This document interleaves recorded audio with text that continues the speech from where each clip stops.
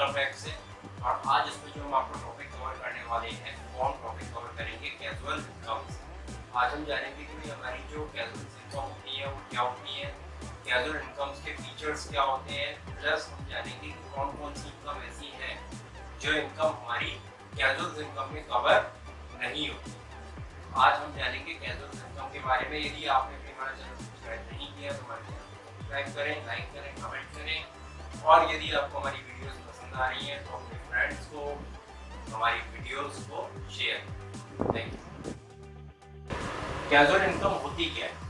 If an SSE by chance or without any pre-expectation or accidentally get any income which is of non-recurring nature, it regarded as casual income। मतलब कोई भी SSE मतलब होता है करदाता।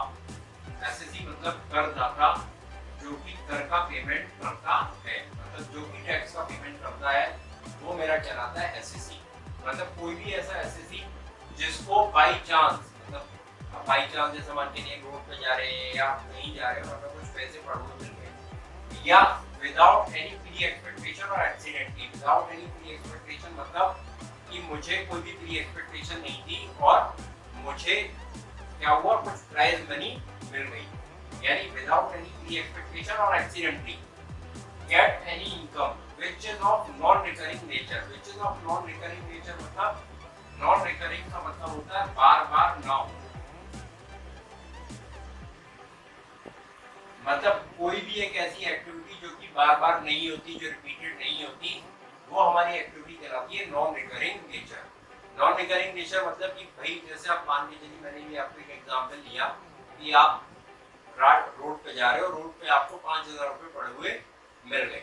तो ये ऐसा नहीं कि आप डेली जा रहे हो तो डेली आपको मिल जाएंगे, एक साल बाद या 2 साल बाद मिल जाएंगे। ये बेसिकली बाई लक है, आपके बाई लक आपको मिल गए। या जैसा मान के चलो आपने कोई लॉटरी का टिकट परचेज किया।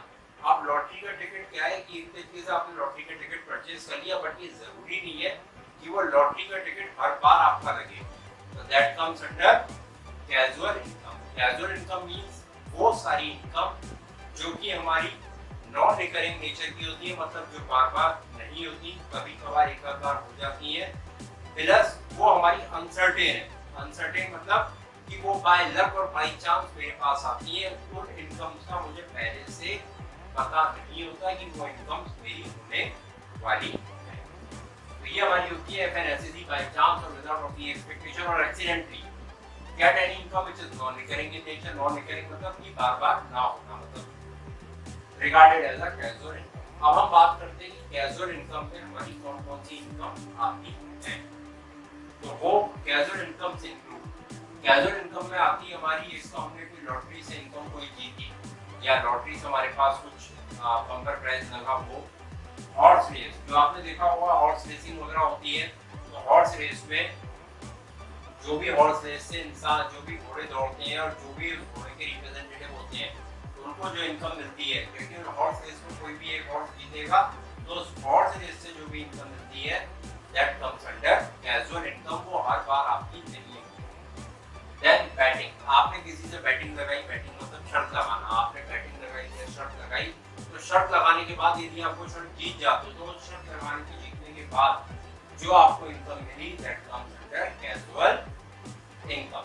अब बैटिंग को हमने कैजुअल इनकम क्यों कहा? क्योंकि देखिए आप बैटिंग लगाएंगे तो जरूरी नहीं है हर बार आपकी बैटिंग सही हो, हर बार आप सही, हर बार ही आप जीत पाए। तो इसीलिए बैटिंग मेरी कैजुअल इनकम में आती है। प्लेइंग कार्ड्स, प्लेइंग कार्ड्स यदि हम कार्ड्स वगैरह प्ले करते हैं तो कार्ड्स प्ले करने की जो हमारी इनकम होती है वो भी मेरी कैजुअल इनकम में आती है। जैसे मान के कहीं कैसीनो जा रहे हैं, कहीं जा रहे हैं और वहाँ पे जाके हम प्लेइंग कार्ड से अगर कोई एक्टिविटी जो कैसीनो में चल रही है, हम उसको क्या कर रहे हैं, खेल रहे हैं, उसको एंजॉय कर रहे हैं और उसमें हमने बैटिंग करी या उसमें हमने कुछ मनी इन्वॉल्व किया। अब वो जरूरी नहीं है कि हम हर बार उस इनकम से, जो भी हमने पैसा लगाया उससे हमारी हर बार कोई ना कोई इनकम हो जाए। That comes under playing cards. ये भी मेरी कैजुअल इनकम का एक पार्ट है।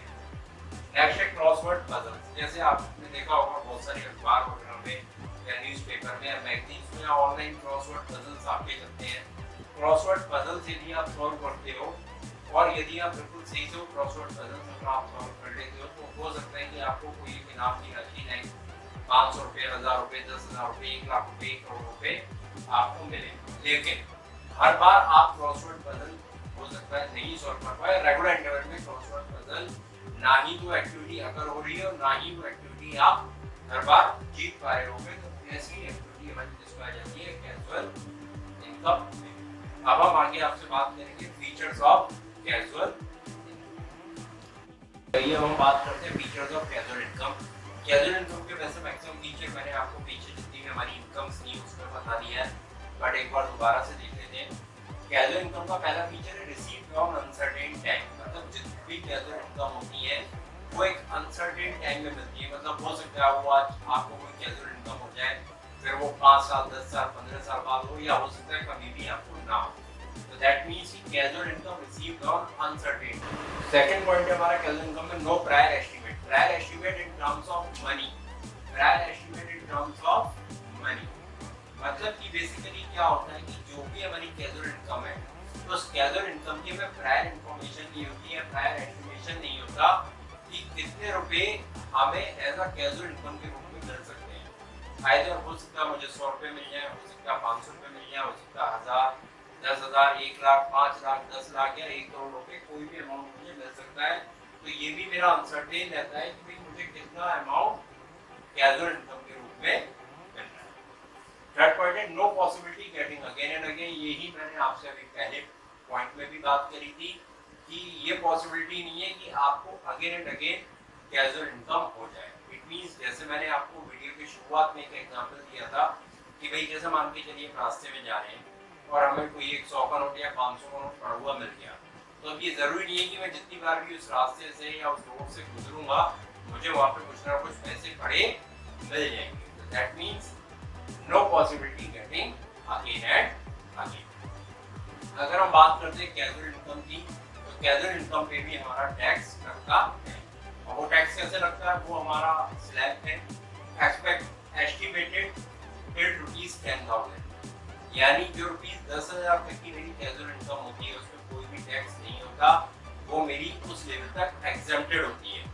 यदि मैं बात करूंगा case of horse race, horse race के केस में 5,000 रुपए तक यदि आपकी कोई इनकम हो रही है तो वो टैक्स फ्री है, उसको कोई भी टैक्स आपको नहीं देना।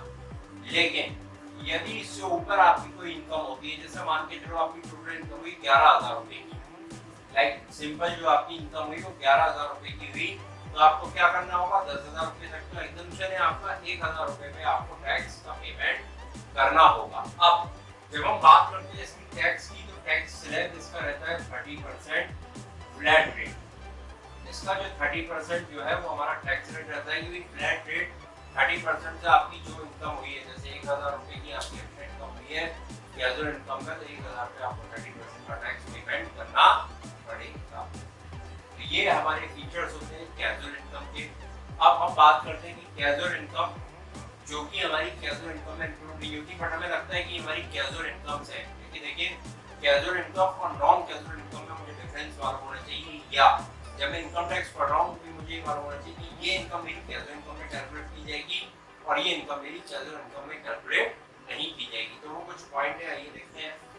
सबसे पहला पॉइंट है हमारा टैक्सेबल कैपिटल गेन। मतलब कैपिटल गेन जो भी मेरा टैक्सेबल हुआ, जैसे मान के चलिए अभी हम एक आपके साथ हम एक पूरा टॉपिक पढ़ेंगे इनकम फ्रॉम कैपिटल गेन्स, जहाँ पर क्या होता है हम अपना लैंड बेचेंगे, हम अपना घर बेचेंगे या कुछ और चीजें बेचेंगे, तो बेचने से जब भी हम अपनी प्रॉपर्टी बेचेंगे तो उससे क्या होगा, मेरे को कुछ पेमेंट आएगा, उस पेमेंट को मैं आगे बहुत सारी एक्टिविटीज में लगा सकता हूँ, एक्टिविटीज से मेरी इनकम होती है। तो बेसिकली जो भी मेरा कैपिटल गेन पर टैक्स हो रहा है, मुझे इंटरेस्ट मिल रही है, कुछ मिल रही है, वो मेरी कैजुअल इनकम का पार्ट नहीं है। क्यों नहीं है, क्योंकि मैं जानता हूँ कि मुझे अपना घर बेचना है, तो अगर मुझे अपना घर सोल्ड आउट करना है तो मुझे मालूम है आज से 5 साल बाद, 10 साल बाद मुझे अपना मकान या मुझे अपना घर, अपना फ्लैट सोल्ड आउट करना है, तो मुझे मालूम है उससे मेरा कुछ ना कुछ कैपिटल गेन होगा। तो it means it is not comes under casual income. और received accrued in business and provision, कोई भी रिसीव्ड आपकी एक्रूड है, मतलब जो आपने अर्न करनी है बट अभी तक आपको रिसीव नहीं है, वो रिसीव हो जाती है, तो वो आपकी कैजुअल इनकम नहीं है, क्योंकि आप उसकी सर्विसेज दे चुके हो, तो आपको वो इनकम बिजनेस एंड प्रोविजन में आपकी टैक्सेबल होगी, ना कि एज अ कैजुअल इनकम आपकी ट्रीट की जाएगी। रेनोवेशन ऑफ सैलरीड पर्सन, जितने भी हमारे सैलरीड पर्सन हैं यदि उनको रेनोवेशन मिलता है, अब रेनोवेशन मतलब कि एक्स्ट्रा फैसिलिटीज वो क्या क्या हो सकती है, लाइक बोनस मिल रहा है, परक्यूजिटीज मिल रही है ना, या ग्रेजुटी मिल रही है। तो बोनस, परक्यूजिटीज, ग्रेजुटी वगैरह ये जो हमें मिलती है ये हमारा कैजुअल इनकम नहीं है। कैजुअल इनकम क्यों नहीं है? क्योंकि पहले से डिसाइड होता है कि भाई यदि आप हमारा इतना टारगेट है, इतना टारगेट को अचीव करोगे तो हम आपको इतना बोनस देंगे। आप यदि जॉब कर रहे हो तो साथ ही साथ आपकी ग्रेजुटी कटती जाती है, तो इतनी ग्रेजुटी जब आपकी सर्विस कंप्लीट हो गई तो आपको उतनी ग्रेजुटी मिलेगी। परक्यूजिटीज क्या होती है? जैसे जैसे आपकी पोस्ट बढ़ती है तो उस पोस्ट के हिसाब से आपको कुछ जो आपकी कंपनी जो सुविधाएं देती है वो हमारी आती है परक्यूजिटीज में। आगे अभी हम इनकम फ्रॉम सैलरी हेड जब शुरू करेंगे तो उसमें हम पढ़ेंगे परक्यूजिटीज में क्या क्या चीजें आती है। अब वॉलंटरी पेमेंट, वॉलंटरी पेमेंट हमारा क्या होता है? वॉलंटरी पेमेंट हमारा वो होता है कि जो पेमेंट हम किसी को अपनी स्वेच्छा से, मतलब अपनी खुद की इच्छा से यदि कोई पेमेंट कर रहे हैं तो वो हमारा कैजुअल इनकम में नहीं आता। जैसे फॉर एग्जांपल आप लोग करते होंगे टिप टू वेटर, आप जब भी कहीं खाना खाने जाते हो तो आप वेटर को, रेस्टोरेंट में जा रहे हो, होटल में खाना खाने जा रहे हो तो आप क्या करते हो? वेटर को टिप देते हो। तो जो आप वेटर को टिप दे रहे हो वो उसकी कैजुअल इनकम नहीं है। इट मींस वो उसकी कैजुअल इनकम क्यों नहीं है? क्योंकि वो एक रेगुलर प्रोसेस है। आज आप खाना खाने जा रहे हो, आप दे रहे हो, कल कोई B% जाएगा वो देगा, C% जाएगा वो देगा, तो basically it's not a part of casual income. तो जैसे हम टिप टू वेटर कर रहे हैं या मान लीजिए किसी को डोनेशन या हम किसी को चैरिटी वगैरह कर रहे हैं, या हम बात कर रहे हैं लाइक टैक्सी ड्राइवर को हमने कुछ पेमेंट दे दी है एक्स्ट्रा उसकी पास सर्विस के लिए, किसी उसके लिए, तो ये हमारे वॉलंटरी पेमेंट्स में आता है जो कि हमारी कैजुअल इनकम का पार्ट नहीं है। नेक्स्ट हमारा अमाउंट पेड अंडर एग्रीमेंट। जैसे मान के चलिए हमने किसी अमाउंट को एग्रीमेंट के अंतर्गत पेमेंट किया तो वो हमारा कैजुअल इनकम में नहीं आता। जैसे फॉर एग्जांपल मान के चलिए एक हस्बैंड वाइफ है और वो डिवोर्स लेना चाह रहे हैं, वो डिवोर्स लेना चाह रहे हैं तो क्या होता है कि जो हस्बैंड जो वाइफ है वो हस्बैंड से कुछ मेंटेनेंस एक्सपेंसेस मांगती है, लाइक मेंटेनेंस एक्सपेंसेस वगैरह लिए जाते हैं। जब वो मेंटेनेंस एक्सपेंसेस हस्बैंड अपनी वाइफ को पेमेंट करता है तो ये मेरी जो है वो एक एग्रीमेंट के अंतर्गत हो रहा है। उस एग्रीमेंट के अंतर्गत वो मेंटेनेंस एक्सपेंसेस जो है वो अपनी वाइफ को दे रहा है, तो it's not a part of casual income. क्यों नहीं है कैजुअल इनकम? क्योंकि ये मंथली बेसिस पे या ईयरली बेसिस पे पेमेंट करने पड़ेंगे। मंथली और ईयरली या हाफ ईयरली जो भी है वो पेमेंट करने पड़ेंगे हस्बैंड को अपनी वाइफ को। तो ये मेरे क्या कहलाते हैं? ये मेरे बच्चे कहलाते हैं अमाउंट पेड अंडर एग्रीमेंट, जो कि मेरे आते हैं नॉन कैजुअल इनकम्स में। अब ये नॉन कैजुअल इनकम में क्यों है? क्योंकि देखो ये रिकरिंग नेचर के हो। रिकरिंग नेचर मतलब कि जो बार बार खर्चे हमें करने पड़ते हैं या जो बार बार इनकम हमें रिसीव होती है। जैसे वाइफ के केस में मैं कहूँ कि वाइफ को इनकम रिसीव हो रही है तो वो मेरी क्या हो गई? उसके लिए रिकरिंग नेचर की हो गई कि भाई उसे हर महीने हर 6 महीने बाद इतना पेमेंट मिलना ही मिलना है। तो ये हमारी कैजुअल इनकम का पार्ट नहीं है। Last point, personal gift, birthday और वेडिंग गिफ्ट। पर्सनल गिफ्ट वगैरह जो होते हैं वो हमारी कैजुअल इनकम का पार्ट नहीं होते हैं। जैसे पर्सनल गिफ्ट में लाइक बर्थडे है, वेडिंग गिफ्ट वगैरह या एनिवर्सरी गिफ्ट है, तो वो हमारे कैजुअल इनकम का पार्ट नहीं होते। क्यों? क्योंकि जैसे बर्थडे हमारा हर साल आता है तो हो सकता है बर्थडे पे हर साल हमें कुछ ना कुछ गिफ्ट किसी न किसी पर्सन से मिल जाता है। जैसे फॉर एग्जांपल पहली बर्थडे आई मेरी तो मुझे दादी बाबा नाना नानी उनसे गिफ्ट मिल गया, अगली बर्थडे आई तो मुझे बुआ से गिफ्ट मिल गया, फिर थर्ड बर्थडे आई तो मुझे किसी और से कुछ गिफ्ट मिल गया। तो बेसिकली ये रिकरिंग नेचर का हो गया, मतलब हर साल में एक्टिविटी हो रही है और हर साल मुझे कुछ ना कुछ प्लस या मुझे कुछ मिल रहा है। That's come under personal gift. और वेडिंग में भी मुझे वेडिंग में काफी सारे गिफ्ट मिलते हैं तो वो भी हमारी कैजुअल इनकम का पार्ट नहीं होते। प्लस वेडिंग के बाद हमारी एनिवर्सरी आती है तो एनिवर्सरी पे भी हर साल हमें किसी न किसी से कोई गिफ्ट मिल रहा है, तो that is part of personal gift और it is not a part of casual